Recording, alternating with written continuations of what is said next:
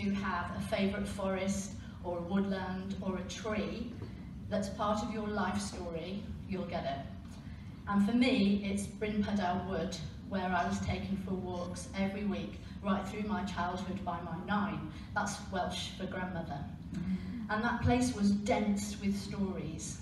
It's where we found a terrified baby snowy owl perched on a tree stump, where we played Hansel and Gretel and covered ourselves with leaves so the adults couldn't find us for 5 hours.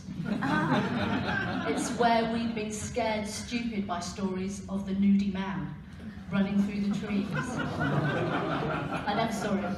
And it's where we'd eaten hazelnuts and picked wildflowers and always never been anywhere near foxgloves or deadly nightshade, because we'd been told from a very young age that they would certainly poison us and we would die a horrible death alone in the woods. So that woodland was part of our lives. It was full of possibilities, dens, games, fairies, magic, evil. But it's not in the habit of children to appreciate the gorgeousness of trees. I did that a lot later in life when the head of trees at Kew Gardens told me that they communicated with each other deep under the ground, sharing their need for nutrients and using their roots to keep each other alive. And to be honest, that both fascinated me and seriously freaked me out. And so forest began as a word that held a lot of promise. And since I began listening to podcasts, I've been struck by their ability to get into my head in the way that other forms of storytelling just don't. I can't forget the dreadful scheming of Dirty John.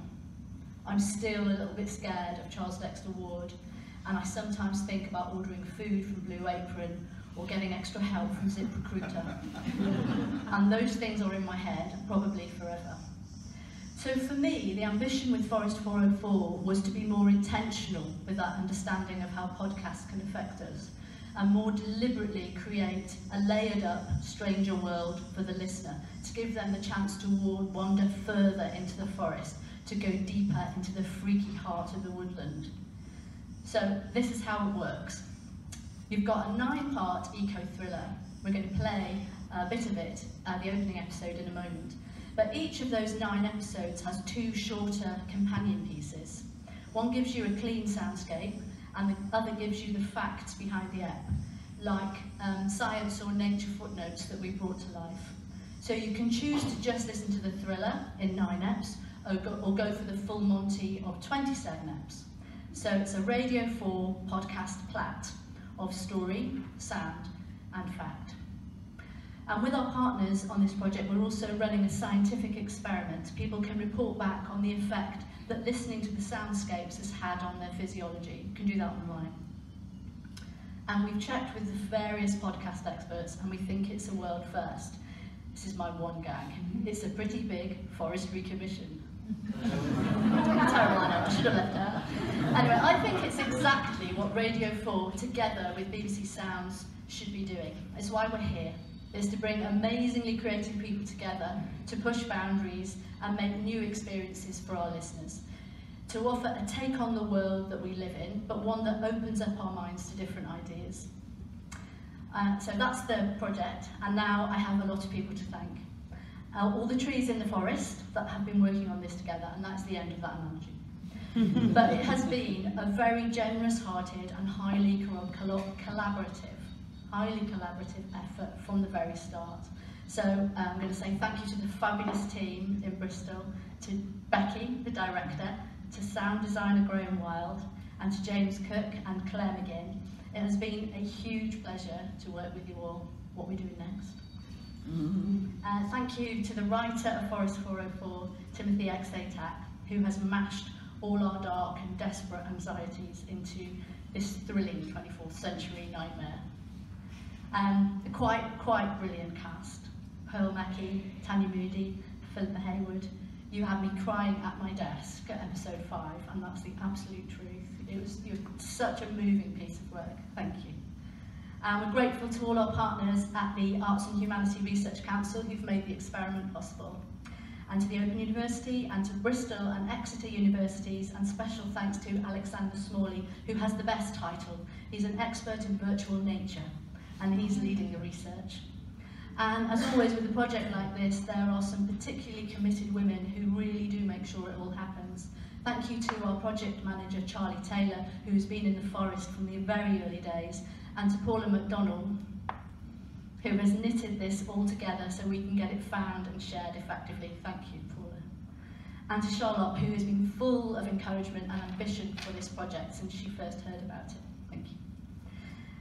So after a taste of the episode, we'll hear more about the forest and how it was made from the creative team, as well as some of the cast. And my lovely colleague Jessie, hi Jessie, is going to host the panel, and she makes Radio 5 Live's brilliant podcast, The Sister Collective, which is coming back for a second series soon. So right, enough of me. We really do need to play a little bit of Forest 404. So this is 10 minutes of our love letter to the sounds of the natural world. It's our podcast message in a bottle, reminding us all of why we were made to live amongst the trees. Thank you. Is pretty fantastic, but of course now I'm joined by the team behind the podcast, and so welcoming Becky Ripley, producer and director, Timothy Atack, who is the writer, Graham Wild, sound designer, and Pearl Mackie, who plays Pam, and Pippa Haywood, who plays Thea. Can we just give them a little round of applause, please?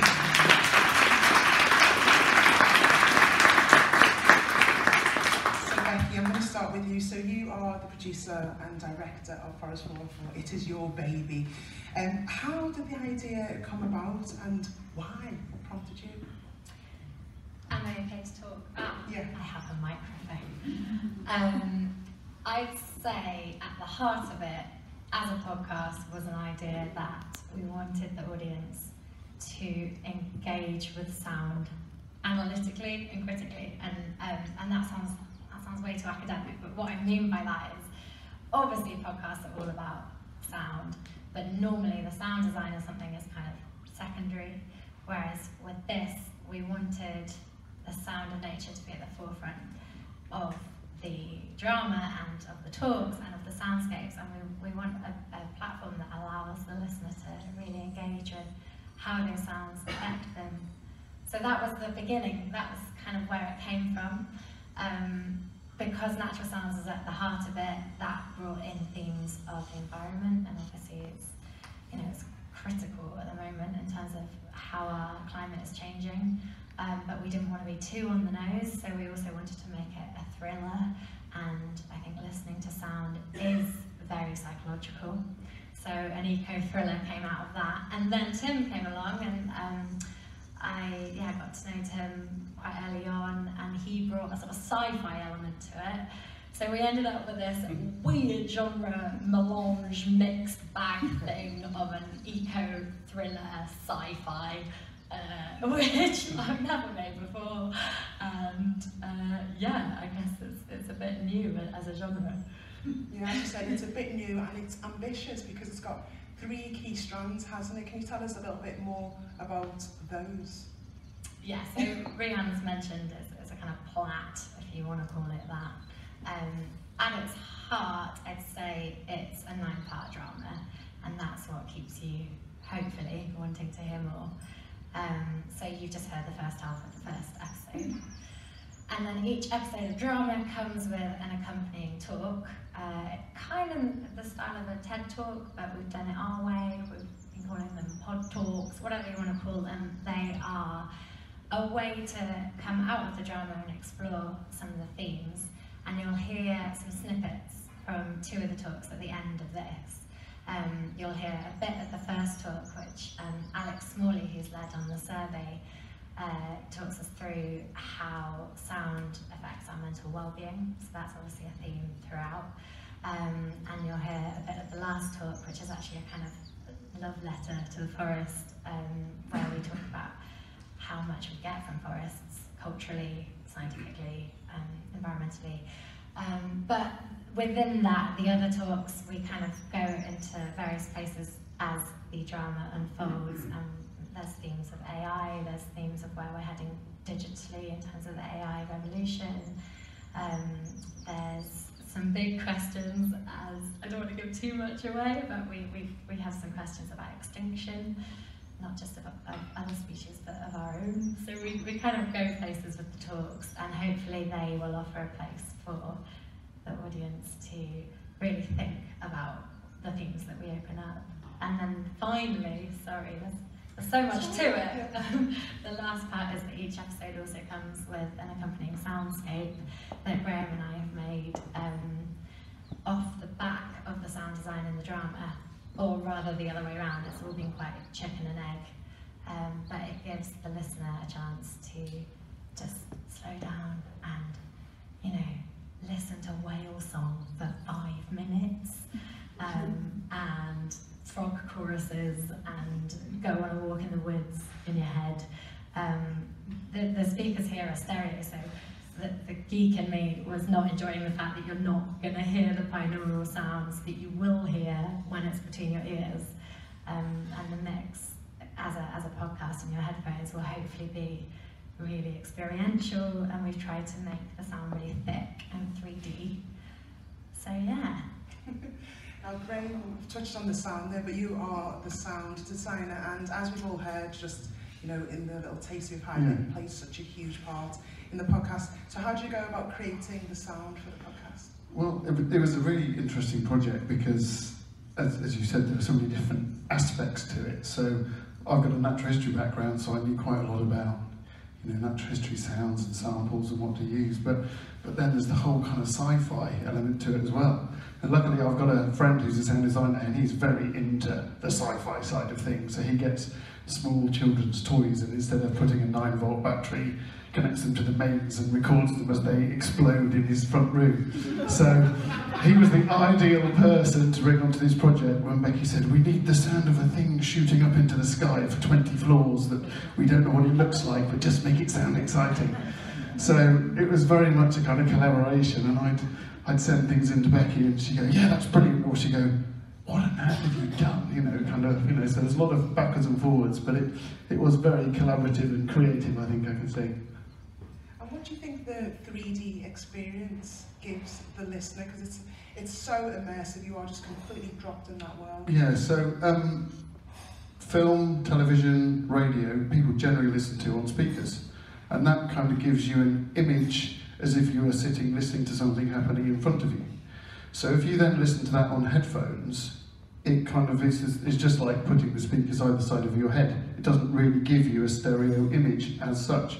Now with podcasts, so many people listening now to podcasts, I'd say a massive majority are going to be listening on headphones, on the train, on the bus, whatever. So that means that that method of listening to stereo isn't really that relevant here. There's a system called binaural, which Becky just mentioned, which effectively means recording as if you're recording using a human head. There is a binaural microphone, which effectively is a model of a human head with 2 microphones where your ears are. And that works perfectly for sticking headphones in your ears. It gives you a proper 3D image in your mind. So we did all the soundscapes, and all the sound effects for this were mixed in binaural. So when you put the headphones on, actually things do start flying around your head, and you can hear them going behind. And the technology uses weird phase shifting and all sorts of other strange things that I don't particularly understand. But effectively, I have a panner and I can pan things around your head. And when you listen to it, it sounds that way, doesn't it? We've got a few clips prepped as well. I meant to say, when we're talking about how they all interlink, we were trying to take sound motifs and put them throughout in the same way as you would with a theme that is editorial, but think about how sound can be a glue. And I wonder if we could kind of play a couple.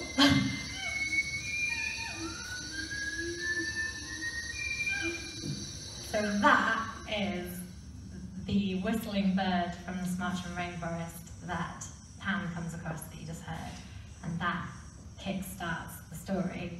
But then sonically what we wanted to do is bring that back as a motif to kind of glue it all together. And so there's lots of ways we did that. The second clip, which we can play in a second, was the theme tune of Bonobo, and I sent him this track in order for him to sample it.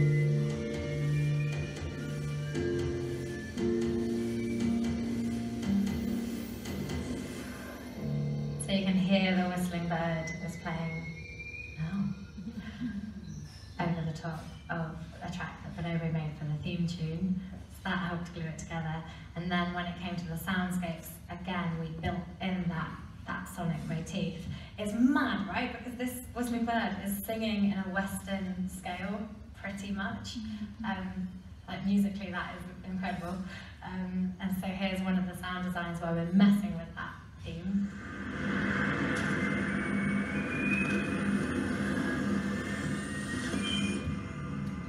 One of the more dystopian sound designs. And there's a final sound design which is a memory of the character of Thea towards the end of the drama. And again, we've got that theme.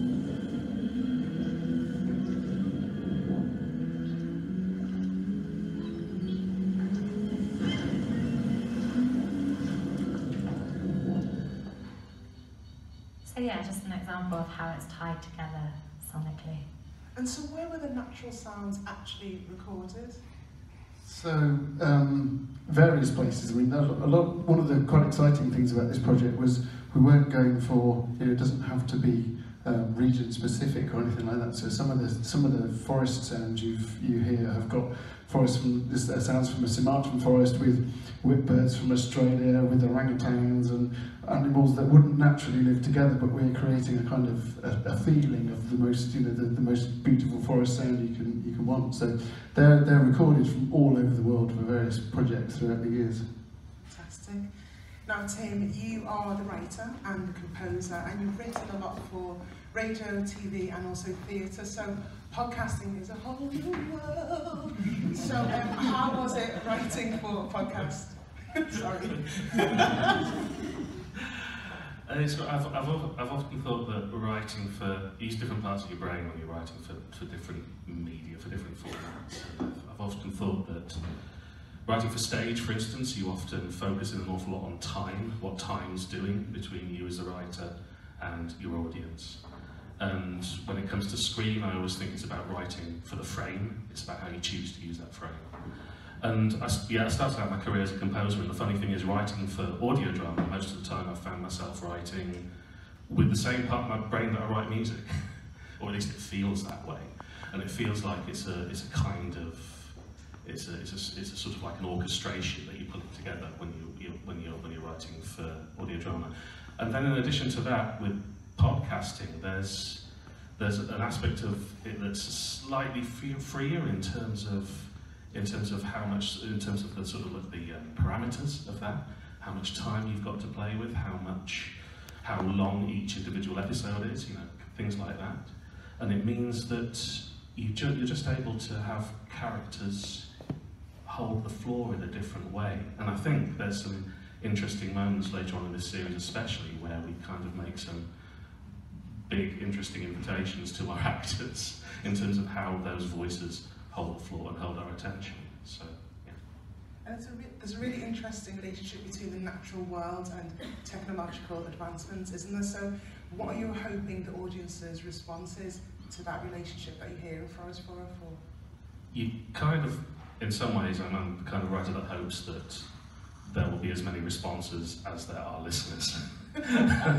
Which is a bit of a cop-out answer, but I genuinely hope that. And I think, in some ways, between us, we've created a world that I think is probably rich enough for us to hope for that, genuinely.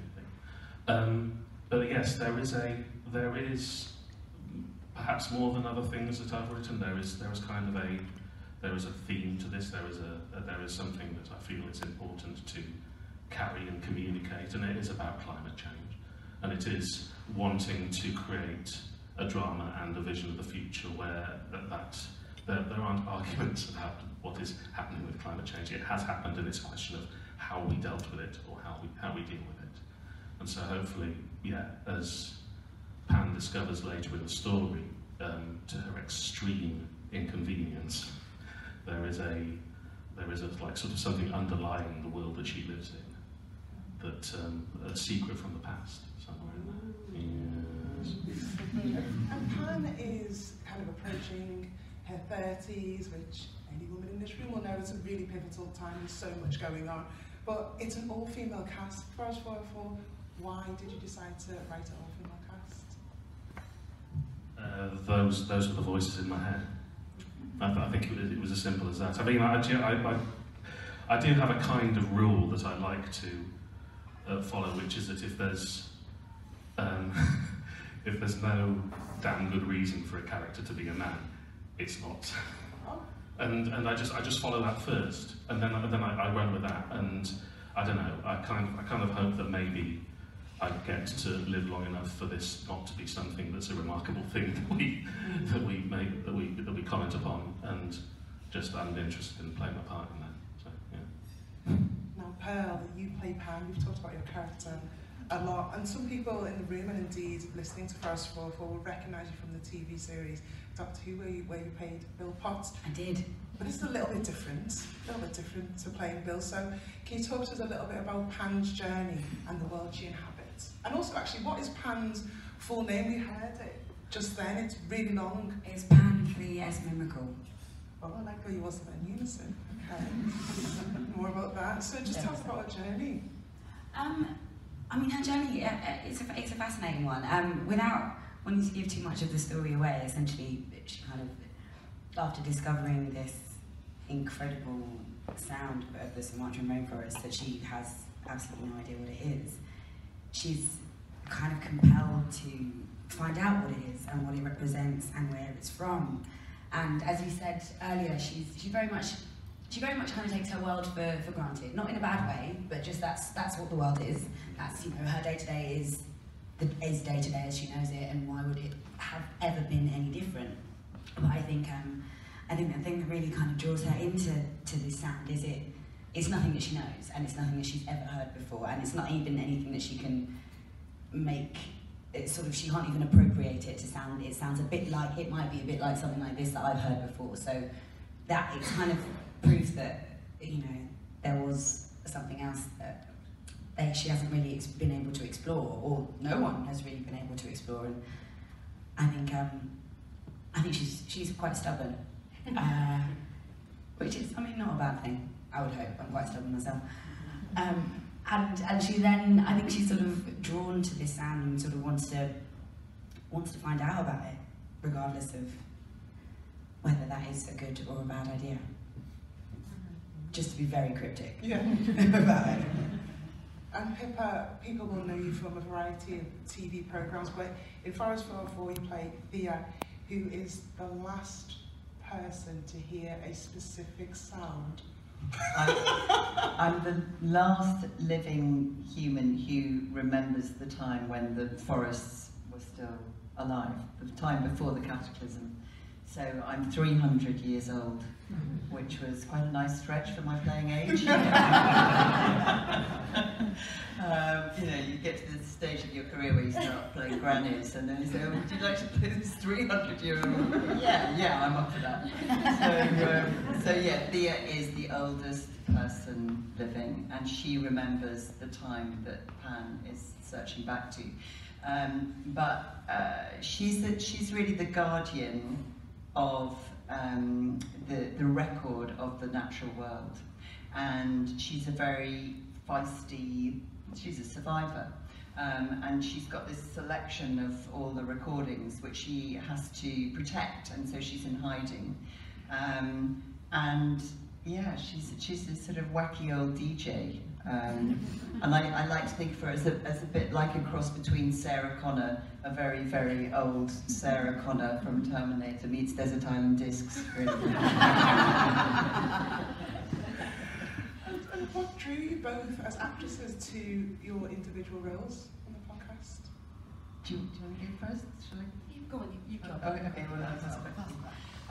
well, well, it struck a real heart chord for me. I'm a big environmentalist, and I also have huge concerns about the way the digital world is running away, especially for our teenagers. And I've seen such a real epidemic of mental ill health within the generation that my children are in, and this balance between the natural world and the escalation of lives being just swept away within the digital age are really close to my heart. And it's wonderful as an actor to get an opportunity to play something where the content is so deeply connected to what you believe in, and then to have a really imaginative character to explore that sort of is within that realm. And also just the nature of this project, you know, bringing together these amazing talks which are so fascinating, and the experiment where you can actually listen to all these sounds and see how do sounds actually affect our mental well-being. A really fascinating experiment that Alexander's set up, and this thrilling drama that I just think it's a real immersive experience for anybody going into it. There's sort of something for everybody in there, and I just really hope that people latch onto it and enjoy it. And I just feel really honoured to be invited to be a part of it. And Pearl, what do you hope listeners will take away?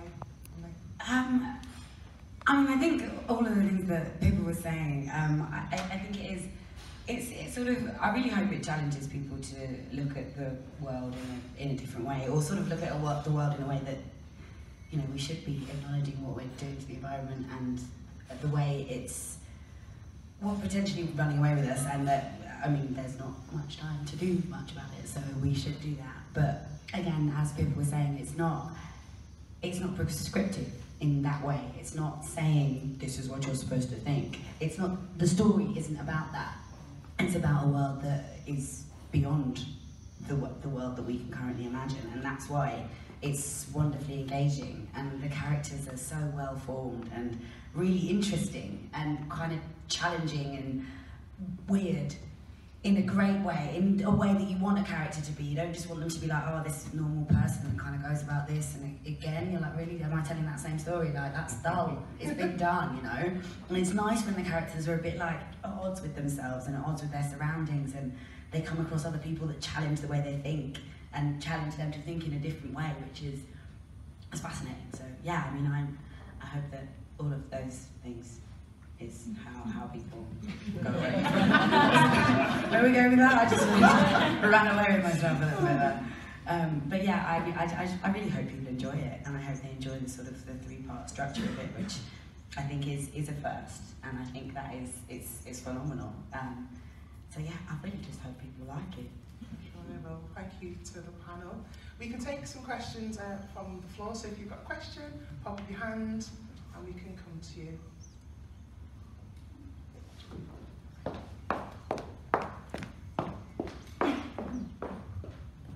Hello. Firstly, awesome first 10 minutes. Thank you for letting us experience that. Thank you for giving us your time. You guys have clearly done a lot of research into this. I was just wondering, like, how much research you've done into, like, sort of hypothesized theories of, you know, what the future could potentially be, and how much that influenced the story and, like, what we get to hear. Uh-oh. Oh, there we go. Okay. Well, to be honest, in the end, there was one sort of like I think probably a collaborative theory that really grabbed me, and I believe if you Google online for an image that talks about what the world looks like 4 degrees warmer, there might be a map that New Scientist put out probably about 3 or 4 years ago now, and that's a really it's sort of like one of those imagined futures where every last bit of what's written on that diagram brings up another story, and brings up another idea, and brings up another image of what we're heading towards. And it was interesting to me because it was not necessarily entirely an apocalyptic image of the future, but it was an image of the world totally changed, geographically and culturally, most likely. Just from looking at it instantly, you thought, okay, that's going to change everything. And so, one of the interesting things about what the world of Forest 404 looks like is that it feels in lots of ways like our world. There's lots of similarities, the world that Pam lives in. There are lots of cultural and kind of economic similarities. There's a reason for that. And I kind of like followed my imagination from that map that I described and went to what might be the world beyond that. And so that's one of the things that Pam discovers on her journey. Any more questions? Chat at the back. It's a very strong raise, I must say. Strong. Firstly, how dare you delete Beyonce? I know, right? Just saying. We were all thinking the same thing. It's an amazing 10 minutes. It's quite ironic because you talk in that first opening 10 minutes about how much audio and content there is and it all needs to be deleted. So in this future, what is the one takeaway that stops your own podcast from being deleted? Difficult question, sorry. Well, okay, this is set in a future where data is finite and ultimately the convocation will only keep something that works to their strict, almost governmental ideologies. I'd imagine our podcast wouldn't fit into their ideologies, and I'd imagine they would order it to be deleted imminently before people get ideas about nature being nice. So I don't think it would survive, would it?